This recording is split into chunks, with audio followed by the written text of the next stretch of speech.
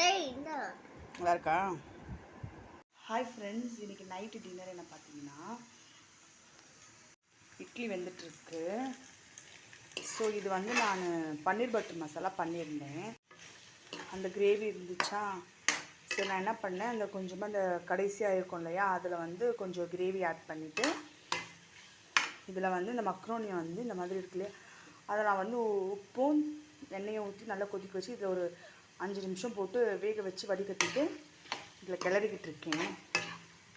இந்த மாதிரி பன்னீர் பட்டர் மசாலா வீட்டில் பண்ணுவீங்கன்னா கடைசியாக அந்த சட்டியில் கொஞ்சம் இருக்கும் இல்லையா, வேஸ்ட் பண்ணாமல் அப்போ வந்து நீங்கள் இந்த மாதிரி பண்ணிங்கன்னா வேஸ்ட் பண்ணாமல் சூப்பராக இருக்கும்.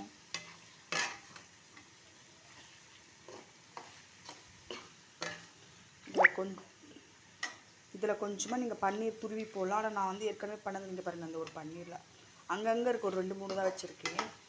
ஸோ இப்போ சீஸ் போட்டுடலாம். இந்த சீஸ் அப்படியே மெல்ட் ஆகட்டும். இப்போ நான் வந்து சிம்மில் தான் வச்சுருக்கேன்.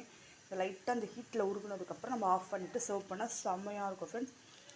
எப்படி இருக்குது, இது துருவின சீஸ் கூட போடலாம். ஸோ எனக்கு இது இருந்ததுனால நான் இதை போட்டிருக்கேன்.